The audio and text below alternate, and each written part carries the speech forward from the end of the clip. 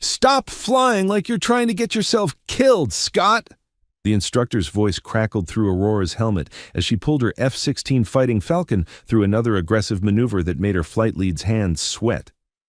24 years old, 6 months into advanced fighter training, and Aurora Scott was already legendary for all the wrong reasons. Too aggressive, too reckless, too willing to push the aircraft beyond what the textbook said was safe. What her instructors didn't know, what nobody at Nellis Air Force Base knew, was that Aurora had been flying combat missions in her mind since she was 8 years old, had studied every air-to-air engagement in aviation history, and had instincts honed by a father who taught her that in aerial combat, the pilot who plays it safe is the pilot who dies first. But when 20 enemy MiG-29 Fulcrums violated American airspace during what was supposed to be a routine training mission, when every other pilot was ordered to fall back and wait for reinforcements, Aurora did something that would either end her career or make her the youngest ace in Air Force history. She ignored orders, engaged the entire enemy squadron alone, and in 12 minutes of the most savage air-to-air combat ever recorded, proved that sometimes the reckless pilot is exactly the one you need when the sky fills with enemies, and there's nowhere to run. Second Lieutenant Aurora Scott had always flown like she was trying to prove something. At 24, with steel-gray eyes and blonde hair she kept in regulation style, she was 6 months into the most challenging fighter pilot training program in the world at Nellis Air Force Base in Nevada. The Air Force had spent $5.6 million training her to fly the F-16 Fighting Falcon, and by all accounts, they were getting their money's worth, just not in the way her instructors had hoped. "Scott flies like she's got a death wish," Major Davidson, her primary flight instructor, had written in her training evaluation. Exceptional stick and rudder skills, outstanding situational awareness, superior aircraft knowledge. But her tactical judgment is questionable at best, dangerous at worst. She consistently exceeds safe flight parameters and demonstrates a troubling willingness to engage in high-risk maneuvers during training exercises. What Major Davidson didn't understand, what none of her instructors understood, was that Aurora had been preparing for aerial combat her entire life. Her father, Colonel Marcus Scott, had been an F-15 Eagle pilot during the Gulf War, a double ace with 12 confirmed kills, who'd taught his daughter that air superiority wasn't won by pilots who followed the book. It was won by pilots who understood that the book was written by people who'd never faced 20 enemy fighters at once and lived to tell about it.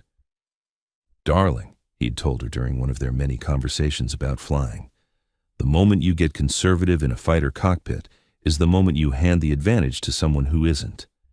Every air-to-air engagement comes down to two things: who sees first, and who's willing to commit completely to the kill. Everything else is just details."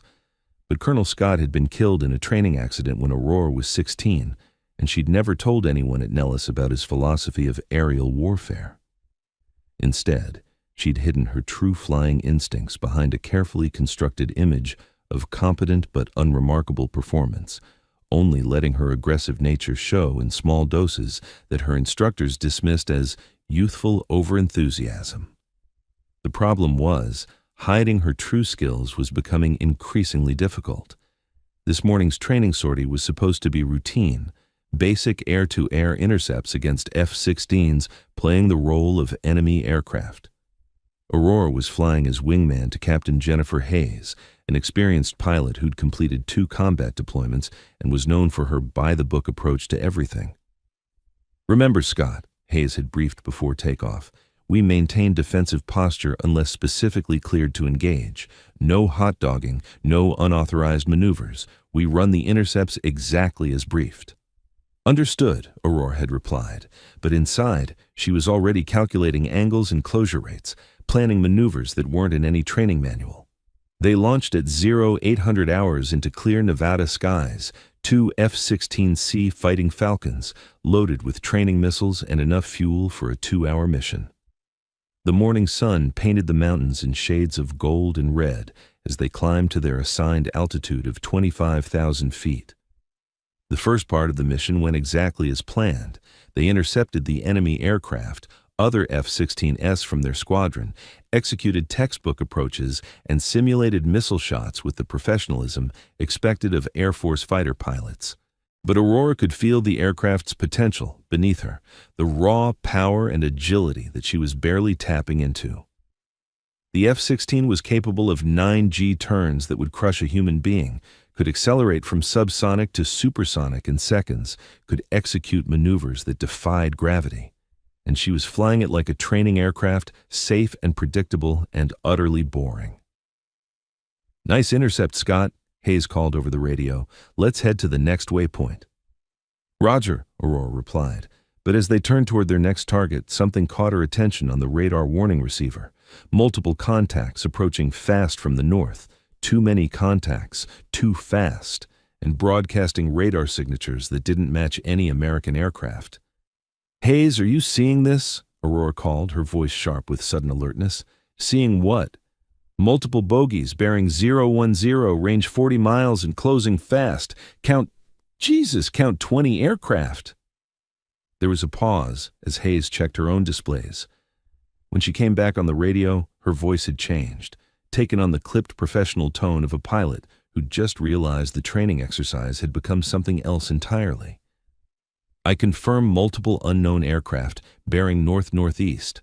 Scott, switch to tactical frequency and declare emergency. Aurora, switch to the emergency frequency used by NORAD and air defense controllers. Nellis Control, this is Viper 2-1. We have multiple unknown aircraft approaching from the north. Count 20, repeat 20, aircraft inbound at high speed." The response was immediate and electric. "Viper 2-1. Nellis Control, we show multiple aircraft of unknown origin entering restricted airspace. You are cleared to investigate and identify. Do not, repeat, do not, engage unless fired upon." "Copy, investigate and identify. Do not engage unless fired upon." But as Aurora and Hayes turned toward the approaching aircraft, Aurora's blood ran cold. Through her HUD heads-up display, she could see the distinctive silhouettes of MiG-29 Fulcrums, advanced Russian-built fighters that had no business being in American airspace. "Hayes, those are MiGs," Aurora called over the radio. "MiG-29s, and they're in full combat formation." "I see them." "Nellis Control, Viper 2-1, we have positive identification on 20 MiG-29 aircraft in hostile formation. Request immediate backup and rules of engagement." The controller's response sent ice through Aurora's veins. "Viper 2-1, all available aircraft are being scrambled from multiple bases, but nearest support is 15 minutes out. You are cleared to engage if fired upon. Repeat, you are cleared to engage if fired upon." 15 minutes against 20 MiG-29s. Fulcrums flown by pilots who clearly hadn't come here for a friendly visit. The lead MiG broke formation and accelerated directly toward Hayes and Aurora, its radar switching from search to lock-on mode. Aurora's RWR, radar warning receiver, immediately began screaming the distinctive tone that meant enemy radar was painting her aircraft. "I'm spiked," Hayes called out, using the pilot's term for being targeted by enemy radar. "Breaking left!" The MiG fired. Aurora saw the smoke trail of the air-to-air missile streaking toward Hayes' aircraft and reacted with instincts that had been building her entire life. She broke hard right, pulled 7 Gs in a climbing turn, and came around behind the attacking MiG in a maneuver that should have been impossible for a pilot with only 6 months of fighter training. "Fox 2!" Aurora called out, announcing her missile shot, and fired an AM-9 Sidewinder at the MiG from a perfect rear-quarter position. The missile guided true, struck the MiG just after the wing, and the enemy aircraft exploded in a fireball that lit up the morning sky. Aurora's first kill. But there were still 19 more MiGs, and now they were all turning toward the 2 American fighters with the fury of a disturbed hornet's nest. "Scott, what the hell was that?" Hayes' voice over the radio was a mixture of amazement and terror. "How did you—" "No time!" Aurora cut her off, her voice calm despite the chaos erupting around them. "Hayes, you've got 2 MiGs on your 6. Break left and dive." Hayes followed the order without question, diving toward the deck while 2 MiGs pursued her. Aurora rolled inverted and pulled through to engage the trailing MiG, her F-16 responding to her inputs like it was reading her mind. The MiG pilot was good, trained, experienced, professional, but Aurora was flying like her father had taught her, completely committed to the kill, willing to push her aircraft and herself to the absolute edge of what was possible. She engaged the MiG in a vertical scissors maneuver, each pilot trying to gain advantage through superior energy management and positioning. Aurora pulled her F-16 through turns that exceeded the aircraft's nominal G limits, using every trick her father had ever taught her about energy fighting. On the fourth scissors, she gained the advantage. The MiG had bled too much airspeed trying to match her maneuvers, and Aurora found herself in perfect firing position. Fox 2! Her second Sidewinder guided perfectly, striking the MiG's engine section. The enemy aircraft broke apart in mid-air. 2 down, 18 to go. But the tactical situation was deteriorating rapidly. Hayes was still being pursued by multiple MiGs, and Aurora could see more enemy aircraft maneuvering to bracket them from all sides. In another few minutes, they'd be completely surrounded with no escape route. Aurora made a decision that went against every rule of engagement, every tactical doctrine, every piece of advice she'd ever received in training. Instead of running, she attacked. She selected her longest-range missile, the AIM-120AMRAAM, and fired it at a MiG that was positioning to cut off their escape route. Then, she immediately turned toward another group of MiGs and fired her second AMRAAM. Both missiles guided to their targets. Both missiles hit. The controller's response sent ice through Aurora's veins. Viper 2-1, all available aircraft are being scrambled from multiple bases, but nearest support is 15 minutes out. You are cleared to engage if fired upon. Repeat, you are cleared to engage if fired upon. 15 minutes, against 20 MiG-29s. Fulcrums flown by pilots who clearly hadn't come here for a friendly visit. The lead MiG broke formation and accelerated directly toward Hayes and Aurora, its radar switching from search to lock-on mode. Aurora's RWR, radar warning receiver, immediately began screaming the distinctive tone that meant enemy radar was painting her aircraft. "I'm spiked!" Hayes called out, using the pilot's term for being targeted by enemy radar. "Braking left!" The MiG fired. Aurora saw the smoke trail of the air-to-air missile streaking toward Hayes's aircraft and reacted with instincts that had been building her entire life. She broke hard right, pulled 7 Gs in a climbing turn, and came around behind the attacking MiG in a maneuver that should have been impossible for a pilot with only 6 months of fighter training. "Fox 2!" Aurora called out, announcing her missile shot, and fired an AIM-9 Sidewinder at the MiG from a perfect rear-quarter position. The missile guided true, struck the MiG just aft of the wing, and the enemy aircraft exploded in a fireball that lit up the morning sky. Aurora's first kill. But there were still 19 more MiGs, and now they were all turning toward the 2 American fighters with the fury of a disturbed hornet's nest. "Scott, what the hell was that?" Hayes's voice over the radio was a mixture of amazement and terror. "How did you—" "No time!" Aurora cut her off, her voice calm despite the chaos erupting around them. "Hayes, you've got 2 MiGs on your 6. Brake left and dive." Hayes followed the order without question, diving toward the deck while 2 MiGs pursued her. Aurora rolled inverted and pulled through to engage the trailing MiG, her F-16 responding to her inputs like it was reading her mind. The MiG pilot was good, trained, experienced, professional. But Aurora was flying like her father had taught her, completely committed to the kill, willing to push her aircraft and herself to the absolute edge of what was possible. She engaged the MiG in a vertical scissors maneuver, each pilot trying to gain advantage through superior energy management and positioning. Aurora pulled her F-16 through turns that exceeded the aircraft's nominal G limits, using every trick her father had ever taught her about energy fighting. On the 4th scissors, she gained the advantage. The MiG had bled too much airspeed trying to match her maneuvers, and Aurora found herself in perfect firing position. "Fox 2!" Her second Sidewinder guided perfectly, striking the MiG's engine section. The enemy aircraft broke apart in mid-air. 2 down, 18 to go. But the tactical situation was deteriorating rapidly. Hayes was still being pursued by multiple MiGs, and Aurora could see more enemy aircraft maneuvering to bracket them from all sides. In another few minutes, they'd be completely surrounded with no escape route.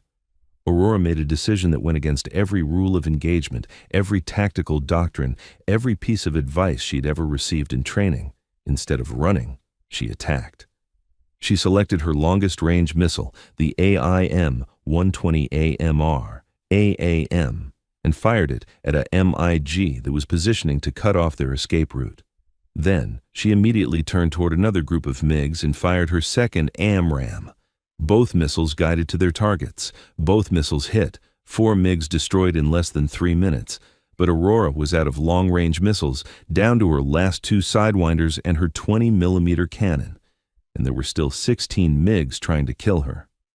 "Scott!" Hayes' voice was panicked now. "I can't shake these guys. They're all over me." Aurora looked at her tactical display and made another decision that would have horrified her instructors. She turned directly toward the largest concentration of the enemy aircraft. "Hayes, dive for the deck and head south at full military power. I'll draw them off you." "What?" "Scott, there are too many of them. You can't." "Just do it!" Aurora's voice cut through the radio chatter with absolute authority. "Trust me." Hayes dove for the deck while Aurora climbed toward 8 MiGs that were forming up for a coordinated attack. Every instinct told her to run, to disengage, to wait for backup. But her father's voice whispered in her memory. "The pilot who commits completely to the attack has already won, because the enemy will hesitate at the moment that matters most." Aurora didn't hesitate. She flew straight at the center of the MiG formation, her F-16's radar locked onto the lead aircraft. At the last possible second, she fired her 3rd Sidewinder, then immediately pulled into a vertical climb that brought her above and behind the scattered MiG formation. The MiG formation broke apart in confusion, each pilot reacting differently to Aurora's aggressive head-on attack. In that moment of chaos, Aurora struck again. She rolled inverted and dove on a MiG that had separated from the group, fired her last Sidewinder from close range, and watched it guide perfectly to the target. Another explosion, another MiG tumbling earthward in flames. 5 kills. But now she was out of missiles, down to just her 20mm M61 Vulcan cannon, and there were still 15 MiGs in the area, all of them very interested in killing the American pilot who'd just destroyed a quarter of their formation. Aurora's radio crackled. All aircraft, this is Nellis Control. Viper 2-1, state your position and status." Nellis Control, Viper 2-1 is engaged with multiple MiG-29s, approximately 15 remaining aircraft. I am Winchester missiles, guns only. Where's my backup? Viper 2-1, nearest support is still 8 minutes out. Can you disengage? Aurora looked at her tactical display, at the MiGs maneuvering to surround her, at Hayes still running south at low altitude with 3 MiGs in pursuit. Negative control. I'm engaged decisively. Tell the cavalry to hurry. What happened next would be studied in air combat schools for decades. Aurora Scott, with 6 months of training and a cannon with 511 rounds of ammunition, engaged 15 experienced MiG-29 pilots in single combat over the Nevada desert. She used every advantage the F-16 possessed: superior power-to-weight ratio, better thrust vectoring, more advanced avionics, and fly-by-wire controls that allowed maneuvers the older MiGs couldn't match. But mostly, she used something her instructors had never seen from her in training: the absolute ruthless aggression of a pilot who'd stopped holding back. Aurora fought in the vertical, using the F-16's superior climb rate to gain energy advantages, then diving on MiGs that couldn't match her acceleration. She fought in the horizontal, using the Viper's superior turn rate to outmaneuver MiGs in knife fight encounters that lasted seconds but felt like hours. She used the sun, positioning herself so enemy pilots had to look into the glare to find her.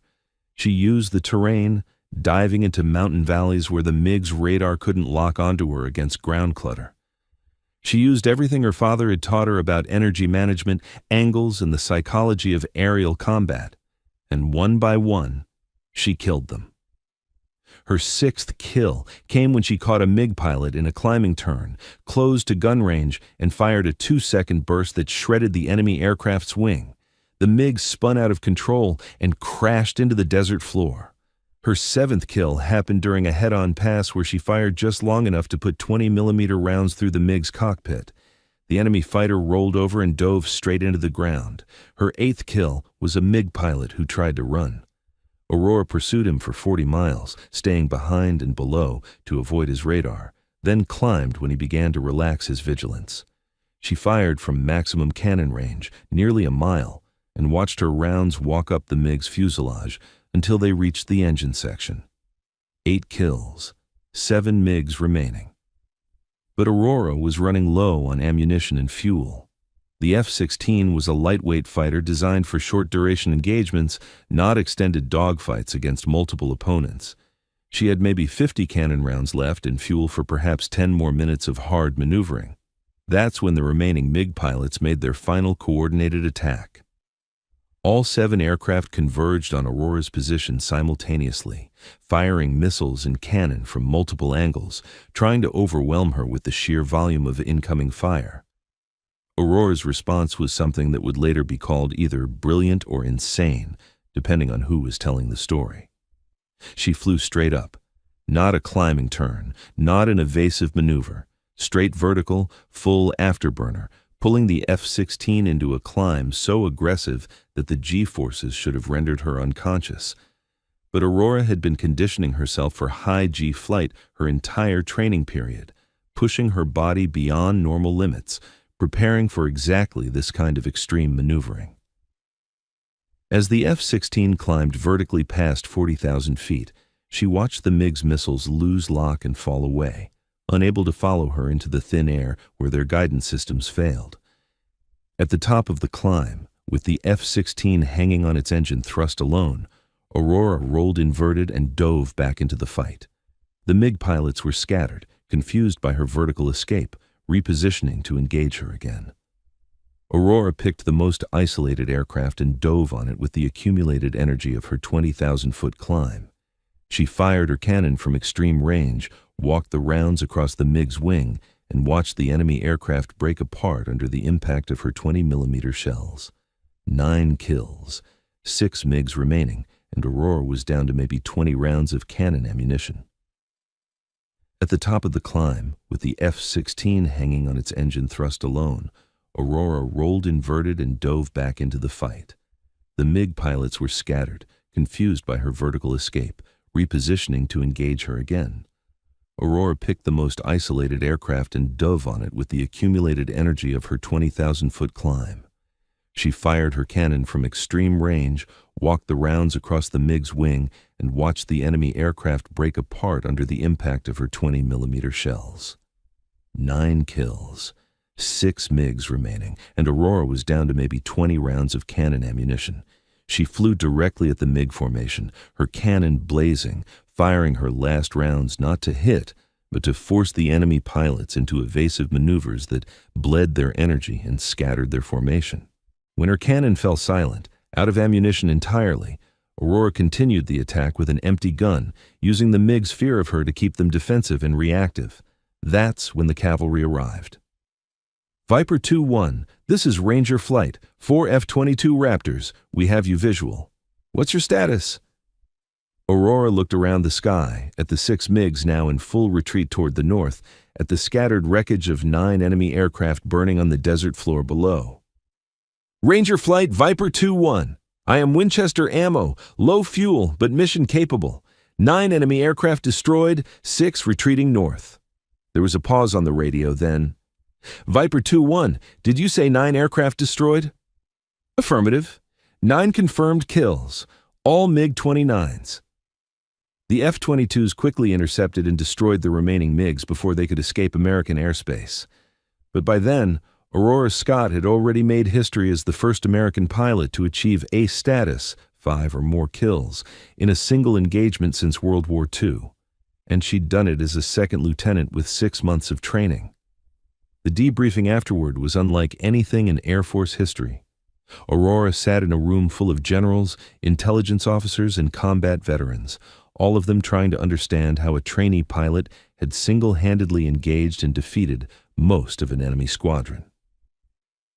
Lieutenant Scott, said General Patricia Morrison, commander of Air Combat Command, I've reviewed the radar tapes, the gun camera footage, and the telemetry data from your aircraft. What you accomplished today is unprecedented. Thank you, ma'am.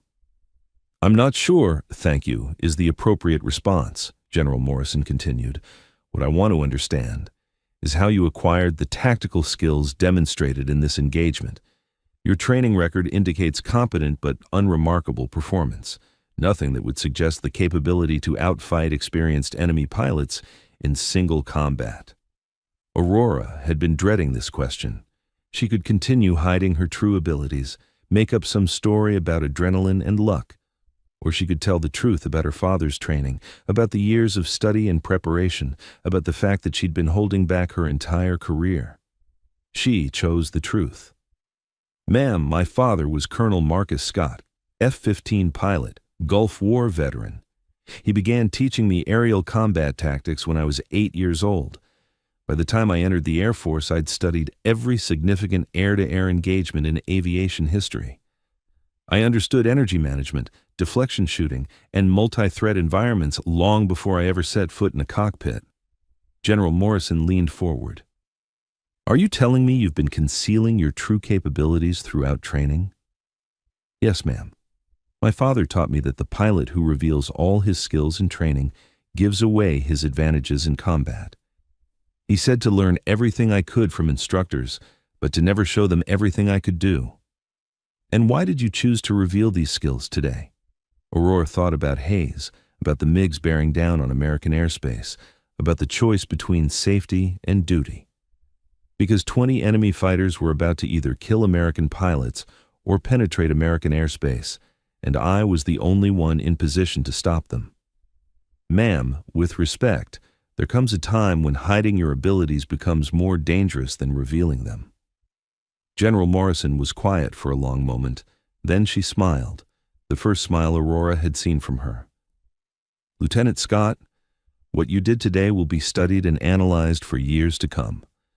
9 kills in 12 minutes against professional enemy pilots flying advanced aircraft. It's the kind of performance we see maybe once in a generation. She paused, then continued. You have a choice now. You can complete your training program and receive a normal assignment to a fighter squadron. Or you can be immediately assigned to the Air Force's most classified air superiority program, where pilots with your unique capabilities are desperately needed. Aurora didn't hesitate. Ma'am, where do I sign? 3 months later, Captain Aurora Scott, promoted ahead of schedule, was flying missions so classified that her family thought she was still in training. Her aircraft was an F-22 Raptor modified with experimental systems that pushed the boundaries of what was possible in aerial combat. Her squadron mates called her Ghost because of her ability to appear and disappear in combat situations that should have been impossible to survive. Enemy pilots in various classified theaters had started calling her something else. The American Witch, because anyone who flew against her never returned to report what they had seen. But Aurora's favorite nickname came from her father's old squadron mates, veterans who'd heard about her performance over Nevada and recognized the tactical signature of Marcus Scott's teaching. They called her Ace, and when they said it, they meant it in every possible sense of the word. One evening, as Aurora sat in her quarters reading after-action reports from her latest classified mission, she found a letter that had been forwarded through multiple security channels. The return address was from Hayes, her former training partner, now flying F-16s in operational squadrons. Aurora, the letter read, I wanted you to know that what you did that day over Nevada changed everything for me. Not just because you saved my life, though you did that too, but because you showed me what was possible when a pilot stops holding back, stops playing it safe, stops worrying about what others think. I've been studying your engagement frame by frame, trying to understand how you did what you did. And I think I finally get it. You weren't just better trained or more skilled, though you were both of those things. You were more committed. When it mattered most, you were willing to risk everything to win. I'm trying to fly like that now. Not reckless, but committed. Totally committed to the mission, to my wingman, to bringing everyone home alive. It's made me a better pilot, and I wanted to thank you for teaching me that lesson. The Air Force is lucky to have you, wherever you are now, whatever you're doing.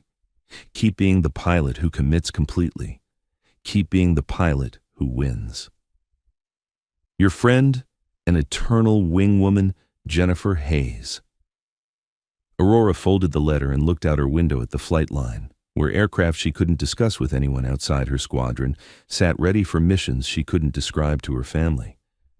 She thought about her father, about the lessons he'd taught her, about the moment over Nevada when she'd finally stopped hiding what she was capable of.